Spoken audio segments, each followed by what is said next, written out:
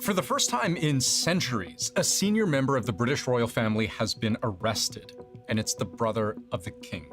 Britain's former Prince Andrew has been arrested on suspicion of misconduct in public office. The former Prince Andrew has been released from police several hours after being arrested. And a photographer was able to take a photo of the former Prince Andrew. I can tell you that that was taken about 6:50 p.m. local time in the UK. And remember that he was taken into custody around 8 a.m. An individual was released from police custody, but are under a duty to return when called upon to do so. Here's police outside Sandringham Estate in Norfolk, where Andrew Mountbatten-Windsor has been living. They're searching his home. Formerly Prince Andrew, Duke of York, his links to Jeffrey Epstein had already forced him out of his previous home. He lost his royal titles, his reputation, and now his freedom. He's not convicted of anything, and at this exact moment, he's not even charged, but he's been arrested over suspicions of misconduct in public office. He's been accused of sharing confidential information with Jeffrey Epstein while serving as a British trade envoy. Misconduct of this sort, if carried through to a charge and conviction, carries a maximum penalty of life in prison. I think that it's unlikely that they would arrest a member of the royal family without feeling that they've got some really good evidence. Oh, and it's Andrew's 66th birthday today. Let me show you why police have just arrested a member of the royal family and why the king himself appears unwilling to stop it. One suspects that this story isn't going away. It has got the potential to get bigger. And I think with that is a shadow looming over the royal family.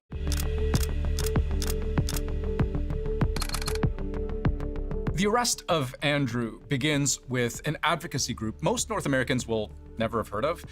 Republic is very plainly anti-monarchy. Its mission is to abolish it. They brought a complaint to police, which police have since confirmed they're looking into. Now, I want to be clear here. Authorities have said very little about the arrest of the former prince. They actually don't even name Andrew Mountbatten-Windsor at all. They even say they won't name him, which is customary in the UK. But instead, they write somewhat cryptically, yet unmistakably and barely disguised, that they've arrested a man in his 60s from Norfolk on suspicion of misconduct in public office. Like, we're talking about former Prince Andrew here, and they know, we know, they know, we know. But what is this misconduct? What confidential information is Andrew accused of inappropriately sharing? Well, for that, we turn to the 3.5 million, generally unexciting but sometimes riveting pages in the latest Epstein Files document dump. I'll show you two of those pages. This one's from December 2010. It's an email to gvacation@gmail.com, which we can see is Jeffrey Epstein. It's from the Duke, which we can see in the email's signature refers to His Royal Highness, the Duke of York, and KG is just a nod to the fact that he's a Knight of the Garter, which is... Anyways, the subject line, Afghanistan International Investment Opportunities. It reads, attached is a confidential brief produced by the Provincial Reconstruction Team in Helmand Province for international investment opportunities. So the potential issue here is that this is an email written at a time when Andrew is working officially as the UK's Special Representative for International Trade and Investment, which is a position where he would have traveled far and wide and been given privileged access to senior government and business contacts around the world. But he's sending confidential information to Jeffrey Epstein. There are a number of those emails that appeared to suggest that sensitive government information was shared. He was working as a trade envoy between 2001 and 2011, and he would have had sensitive government information shared with him that was supposed to be only for him. This is one piece of evidence I suspect police will be investigating. I'll show you another email from 2010, except this one looks like a forward, again from the Duke, again to gvacation@gmail.com, but this time with 4 attachments. The email being forwarded is originally from Amit Patel, who we can see is, at the time, special advisor to His Royal Highness, the Duke of York. Patel is sending the Duke visit reports for Vietnam, Singapore, Hong Kong, and Shenzhen in relation to your recent visit to Southeast Asia. These documents are the ones Andrew appears to be forwarding to Jeffrey Epstein.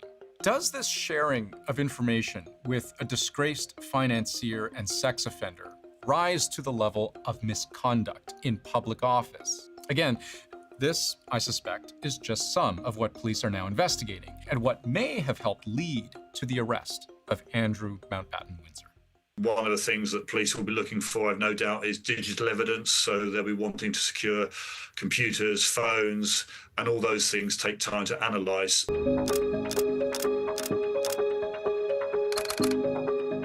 It should go without saying, this is a cataclysmic fall from grace for a member of the British royal family. The significance is the arrest of a criminal investigation. Clearly, the reason this one was elevated is because they just found there was significant evidence to warrant an investigation. He has always had a reputation of having, shady friends in shady places. He's had scandal after scandal after scandal. And I think what we're now seeing is the result of that. These emails from Andrew in the latest Epstein files dump, emails from 2010, importantly, that is continued contact with Epstein more than 2 full years after his conviction on child prostitution charges. The extent to which Andrew was involved in any of Epstein's sex crimes is a source of constant suspicion and disgrace.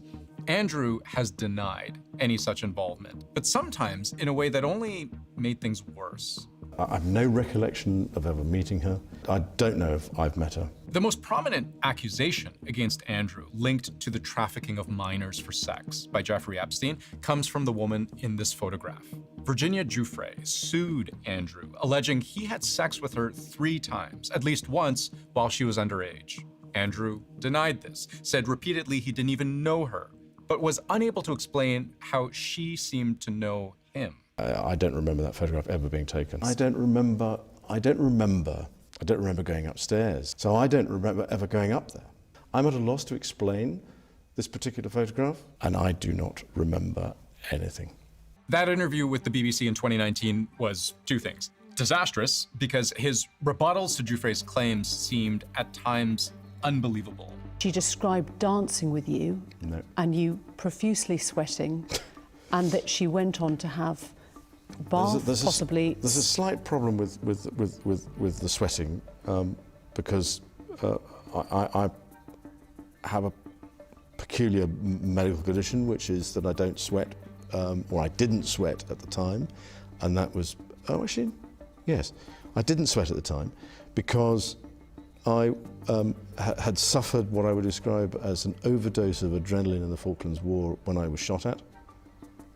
And I simply, it was almost impossible for me to sweat. But Andrew's performance in that interview was also wholly insufficient to silence the suspicion that he and Epstein were linked in a way that left the possibility of criminality on the table. Andrew ultimately reached an out-of-court settlement with Giuffre in 2022.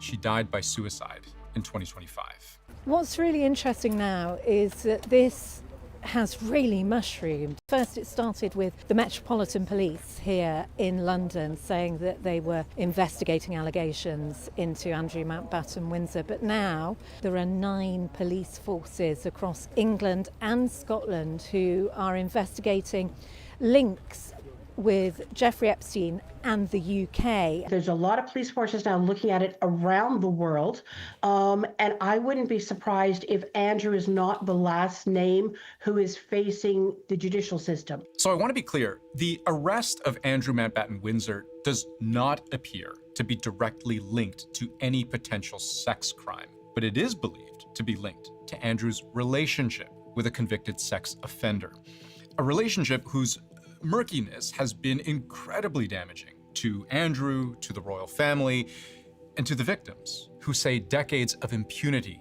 have left lasting scars.